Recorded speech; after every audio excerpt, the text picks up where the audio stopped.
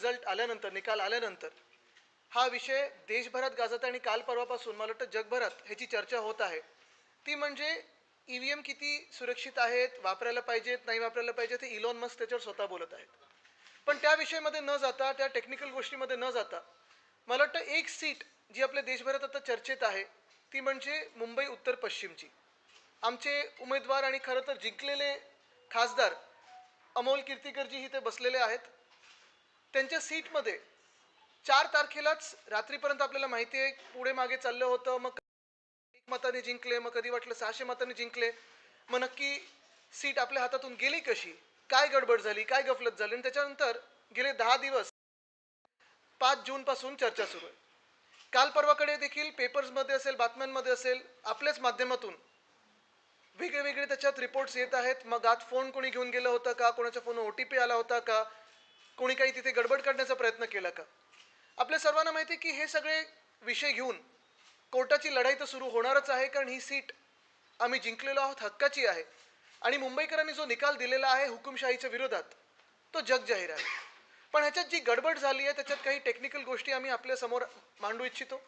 आमच्यासोबत अर्थात शिवसेनेचे नेते आहेत, उपनेते आहेत, आमचे उमेदवार आहेत. पण आज अनिल परब साहेब आपल्याला सर्वांना सांगणार आहेत की काय नक्की झालं तिथे.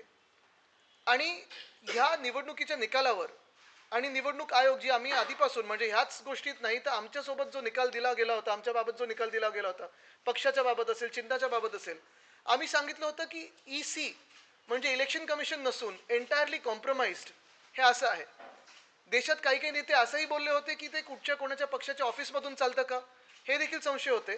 आणि आपण विचार करा, हे सगळी गडबड करून देखील इंडिया आघाडी असेल, त्यांनी एवढे चांगले आकडे प्राप्त केलेले आहेत. जर ही गडबड नसती झाली तर सरकार बदलं असतं. तरी देखील ह्याच्यात जास्ती वेळ न घेता मी विनंती करीन अनिल परबजी यांना की जे आपल्याला सांगतील की काय नक्की त्या दिवशी झालं आणि आमचं ऑब्जेक्शन कशावर आहे.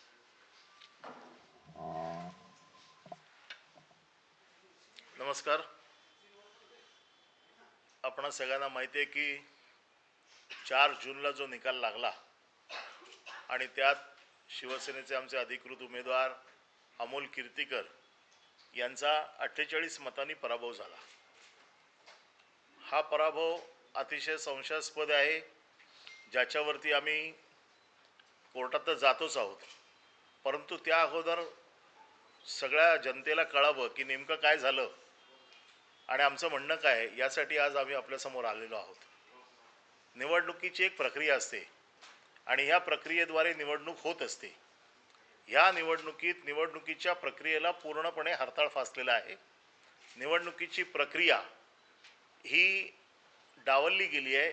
19व्या फेरीनंतर, विशेषतः 19व्या फेरीनंतर ज्या वेळेला निकाल अगदी जवळजवळ येत होते, अशा वेळेला निवडणुकीच्या निकालामधली जी पारदर्शकता आहे ही पूर्णपणे बंद झाली.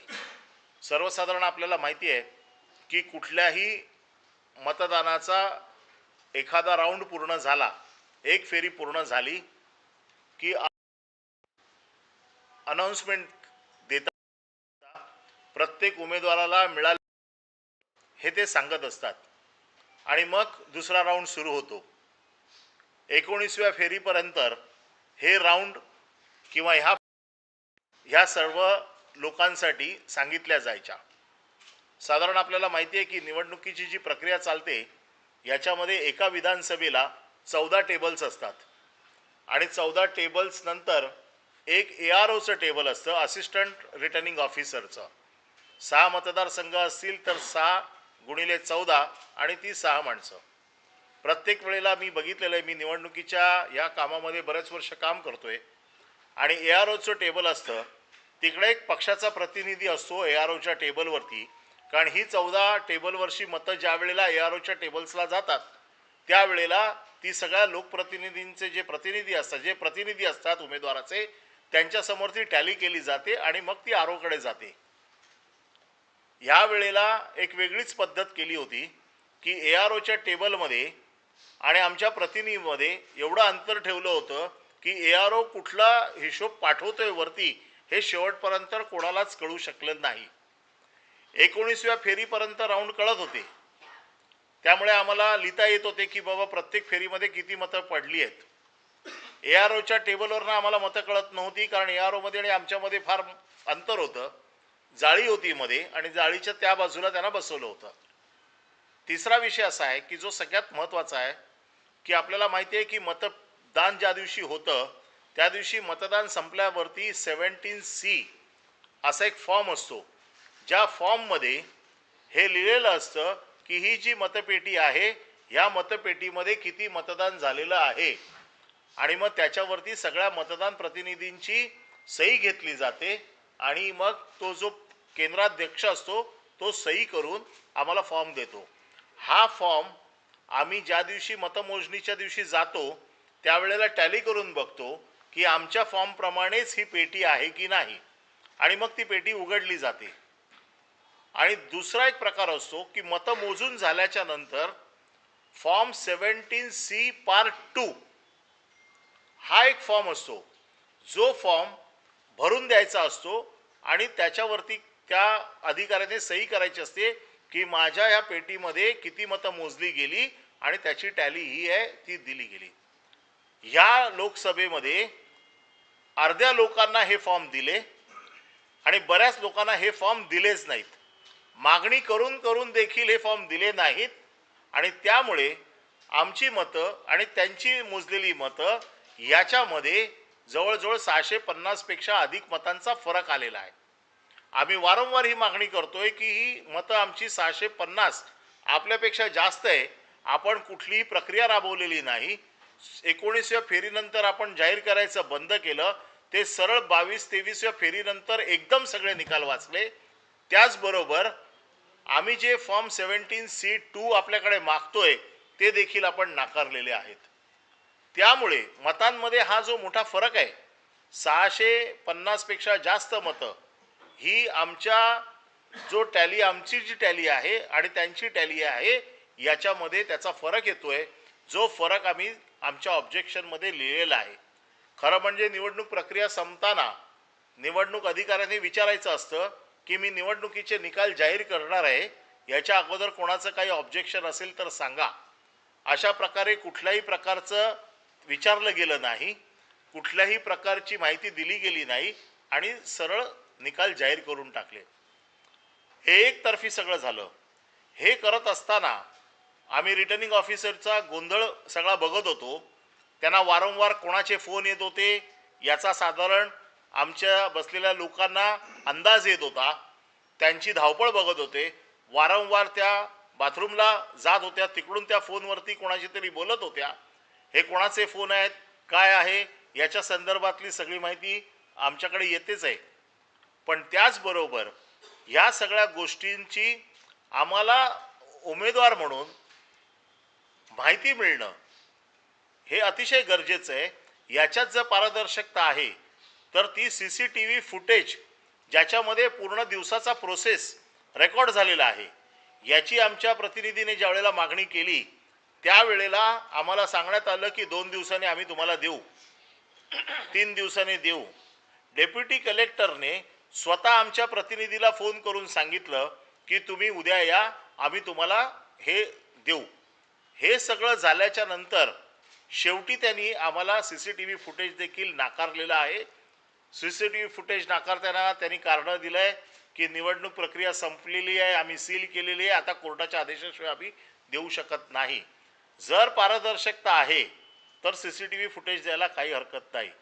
आज जो मोबाईल आतमध्ये वायकरांचे नातेवाईक पडलेकर यांनी जो वापरला याच्या बाबतीतली माहिती आमच्याकडे पूर्णपणे आहे. त्याच्यावरनं कोणाला फोन गेले, कोणाचे फोन त्याच्यावरनं आले याची देखील माहिती आम्हाला मिळालेली आहे. परंतु अचानक घटना घडली 4 जूनला आणि त्याचा गुन्हा दाखल झाला 16 जूनला. 10 दिवस या बाबतीमध्ये कुठलाही गुन्हा दाखल झाला नाही. आमच्या माहितीप्रमाणे या 10 दिवसामध्ये हे मोबाईल पण बदलले गेले अशी आमची माहिती आहे. ती योग्य वेळी आम्ही जाहीर करू. परंतु त्यांनी काल आरोनी काल जो खुलासा केलेला आहे पत्रकार परिषद घेऊन, या पत्रकार परिषदेत त्यांनी असं म्हटलेलं आहे की आम्ही AROला प्राधिकृत केलं होतं की एक मोबाईल वापरायला त्या गुरव नावाच्या माणसाचा मोबाईल होता. कोणाला प्राधिकृत केलं आम्हाला माहीत नाही. आम्ही पण असिस्टंट AROना विचारलं, त्यांच्याकडे कुठल्याही प्रकारचं याचं उत्तर नाही आहे, कुठल्याही प्रकारची अधिकृत पत्र नाही आहेत. आणि जर तो नियम असेल तर हा नियम हा देशातल्या सगळ्या मतदारसंघामध्ये नियम सारखा असायला पाहिजे. इकडेच फक्त नियम असून चालत नाही. मोबाईल वापरायचा असेल तरी तो कोणी वापरायचा याचा नियम आहे. मग हा गुरव कोण आहे? आणि सगळ्यात महत्त्वाचं की त्यांनी काल असं सांगितलं की आम्हाला एनकोरला डाटा अपडेट करण्यासाठी आम्हाला OTP येतो, या OTPवरनं आम्ही तो डाटा अपडेट करतो.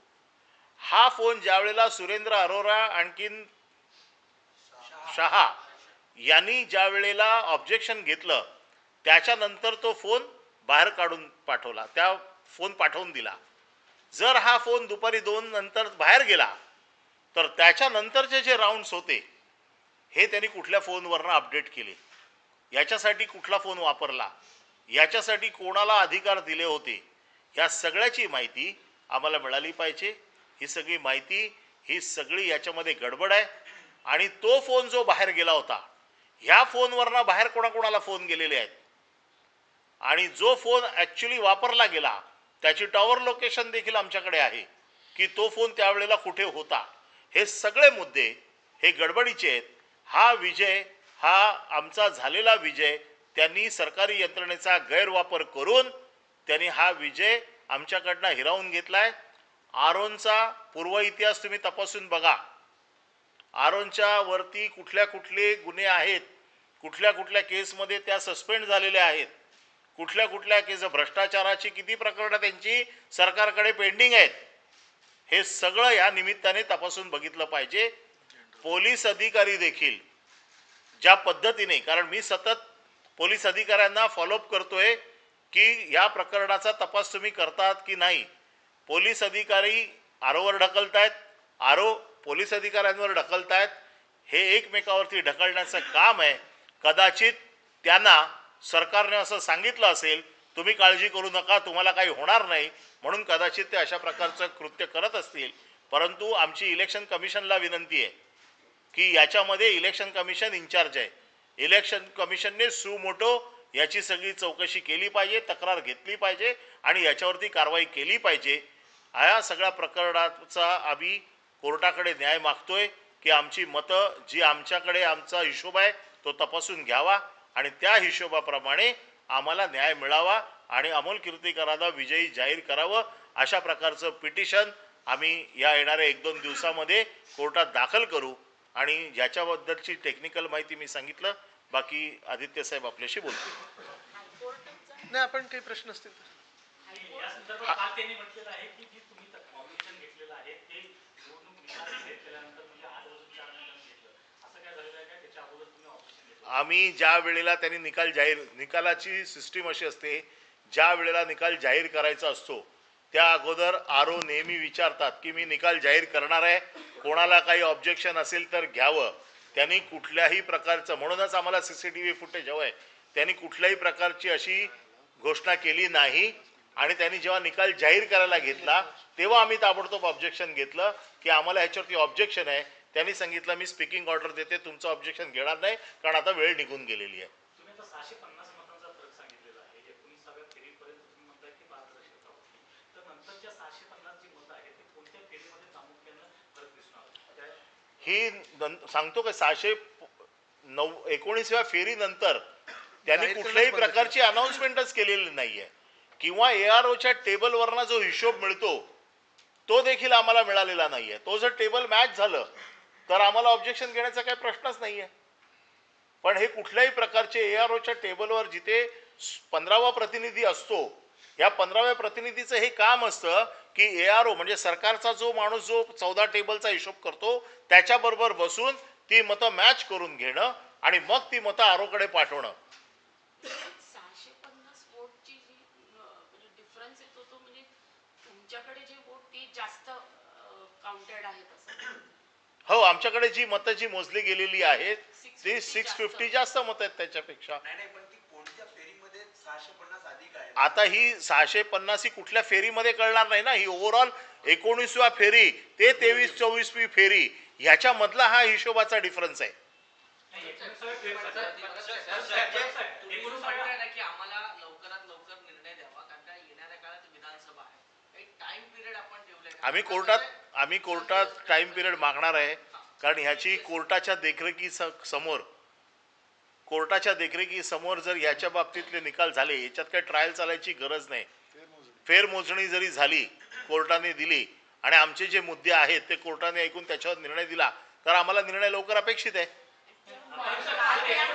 19व्या फेरीपर्यंत जर पारदर्शकता होती, त्यानंतर जर त्याने अनाउन्समेंट करणं बंद केलं गेलं होतं, तर 19व्या पासून 24व्या फेरीपर्यंत त्यांना मतमोजणी करण्यासाठी तुमच्या प्रतिनिधींनी अलाव कसं केलं? त्याच वेळी आम्ही सतत याच्या बाबतीत सांगत होतो, परंतु रेटून नेण्याचं काम हे आरोने केलेलं आहे. ज्या वेळेला आमचे प्रतिनिधी तिकडे ऑब्जेक्शन घेत होते त्यावेळेला ते सांगत होते की आता आमचं अजून टॅली झालेली नाही आहे, आता आमच्याकडे टॅली येते, आम्ही पुढच्या राऊंडला करू. आणि प्रत्येक वेळेला हे पुढे जेव्हा सरकारी यंत्रणा त्यांच्याबरोबर आहे, मग हेच तर ऑब्जेक्शन आम्ही लिहून दिलंय त्यांना, आम्ही लेखी ऑब्जेक्शन दिलंय ना त्यांना. सीसीटीव्हीची मागणी तुम्ही ते प्रामुख्याने त्या ठिकाणी केली, पण ती मिळत नाहीये. दबावात आहे असं वाटतं तुम्हाला? 100% दबावात आहे. सरकारी यंत्रणेचा गैरवापर पूर्णपणे केला जातोय. अन्यथा CCTV फुटेज द्यायला काहीच हरकत नाही. माझ्या निवडणुकीच्या नियमामध्ये असं आहे की मी जर दररोजच्या कार्यक्रमाचे जरी पैसे भरले, तर मला दररोजच्या प्रचाराच्या CCTVचं फुटेज किंवा त्या कॅमेराचं जे शूटिंग होतं त्याचा देण्याचा आणि मला घेण्याचा अधिकार आहे कायदेशीर. त्यामुळे तो अधिकार आमचा कायदेशीर आहे. कुणाचा दबाव आहे का? इलेक्शन पिटिशन फाईल केलेलं आहे का? आणि कुठल्या ग्राउंडवरती? मिसकॉन्डक्ट आहे, ईव्हीएम हॅकिंगचं ग्राउंड आहे? आम्ही पीपल रिप्रेझेंटेशन ॲक्ट 51च्या अंडर हे इलेक्शन पिटिशन दाखल करत आहोत. त्याच्यामध्ये सरकारी यंत्रणेचा दुरुपयोग, करप्ट प्रॅक्टिसेस या सगळ्याचा जेवढे नियमामध्ये बसतंय ह्या सगळ्याचा उपयोग करून आम्ही हे पिटिशन दाखल करतोय. पहिल्यांदा असं कळलं होतं की कीर्तिकरांना विजयी घोषित करण्यात आलं सुरुवातीला, म्हणजे जे पत्रकार तिथे होते त्यांच्याकडनं जी माहिती मिळत होती त्यानुसार. नंतर वायकरांनी आक्षेप घेतला, पुन्हा रिकाउंटिंग झालं आणि त्यानंतर त्यांना विजयी घोषित करण्यात आलं. असा काही प्रकार घडलेला आहे का? नाही, यामध्ये 19व्या फेरीनंतरच गडबड सुरू झालेली आहे. EVMचा निकाल लागला, शेवटी त्याच्यामध्ये एकमताने अमोल कीर्तिकरांना विजयी केलं आणि पोस्टल बॅलेट्स हे सुरुवातीला मोजले जातात आणि सुरुवातीलाच अनाऊन्स केले जातात. याची अनाऊन्समेंट सुरुवातीला केली नाही, याची अनाऊन्समेंट शेवटच्या 26व्या राऊंडला केली, जी सुरुवातीच्याच राऊंडला करायला पाहिजे होती. मोजल्या ताबडतोब पोस्टल बॅलेट मोजायला पाहिजे होतं. मुळात एकच आहे. नाही, आता एकच महत्त्वाचा विषय आहे की आता आपल्याला जे अनिल परब साहेबांनी सांगितलं, साधारणपणे ज्या गोष्टी आपल्या समोर आणल्या, पूर्ण जी क्रोनॉलॉजी होती, काय काय होतं हे सांगितल्यानंतर आपल्या लक्षात सगळ्यांचं आलं असेल की इथे प्रोसेस जी होती कुठे ना कुठेतरी फ्रॉड झालेला आहे, जो आम्ही सगळ्यांच्या लक्षात आणून देऊ इच्छितो. आता ज्या बारकाईच्या गोष्टी आहेत सगळे काही आज आम्ही ओपन करू शकत नाही, कारण ते कोर्टासमोर पण येतील, इलेक्शन कमिशन समोर येतील, त्याच्यात आपल्याला कळतील. पण हे सगळं होत असताना आपल्यासमोर हेच आणायचं आहे की ही जी निवडणूक झाली आणि खास करून ह्या सीटची झाली, ही फ्री अँड फेअर होती का? मतमोजणीची जी प्रक्रिया होती ती फ्री अँड फेअर होती का? जी आपल्याला अपेक्षित आहे की देशात पारदर्शकपणे निवडणुका झाल्या पाहिजेत, मतमोजणी आहे पारदर्शकपणे झाली पाहिजे, लोकशाहीचा सण आपण याला मोजतो, हा सण तसा साजरा गेला का? आणि जे लोक जबाबदार असतात, जिम्मेदारी ज्यांच्यावर असते की ही प्रक्रिया पूर्णपणे पार पडल्यानंतर जे काही ऑब्जेक्शन सजेशन असतात ते ऐकून घेतल्यानंतर सगळ्यांना संतुष्ट करणं की ही निवडणूक फ्री अँड फेअर होती, प्रोसेस चांगली होती, नीट होती, हे त्यांच्याकडून झालंय का? ते न होता काल परवाकडे आपण बघतोय प्रेस नोट आता यायला सुरू झालेले आहेत, त्याच्यात पण काही काही गफलती आहेत, त्या देखील आम्ही तुमच्यासमोर उघड करणार आहोत. आजची ही प्रेस कॉन्फरन्स ही पहिली प्रेस कॉन्फरन्स होती, कारण इथपासून ही लढाई सुरू होत आहे. आज जी जगभरात आणि देशभरात चर्चा सुरू आहे, मला वाटतं आमच्यासारखे अनेक अशा वेगळ्या वेगळ्या सीट्स असतील देशभरात जिथे ही चर्चा होऊ शकते. पण हा जो भाजपाने विजय क्लेम केलेला आहे तो देखील 303 वरनं 240 वर आलेला आहे. काल पण मी सांगितलं की ही यंत्रणा जर त्यांच्या हातात नसते आणि खरोखर फ्री अँड फेअर इलेक्शन झाले असते तर 240 काय 40 देखील जागा भाजपाच्या या देशात आल्या नसत्या. आज आपण पाहतोय वातावरण सगळीकडे हेच आहे, रोष आहे लोकांचा. आणि आज पण आपण पाहतोय की हे सगळं सोडून परत विषय भलतीकडे नेला जातोय भाजपाकडून. मग हे ते ह्यामुळे मतं मिळेल, त्यामुळे मतं मिळाली. मी एवढंच सांगेन की भाजपला ज्या काही सीट मिळालेल्या आहेत, मतं मिळालेली आहेत, ती ह्या यंत्रणेचा गैरवापर करून मिळालेल्या आहेत. आज ह्या प्रेस कॉन्फरन्समधून निवडणूक आयोगाने योग्य ती जी काही सूचना आहे ती घ्यावी, पुढची कारवाई करावी. अन्यथा आम्ही सगळे आहोतच आणि आम्ही जी काही लिगल कारवाई आहे त्याच्यावर पूर्णपणे पाठलाग करून, पाठपुरावा करून हा विजय जिंकणार, म्हणजे हा विजय आम्ही हातात घेणार म्हणजे घेणार हे आपल्याला सांगतो. धन्यवाद.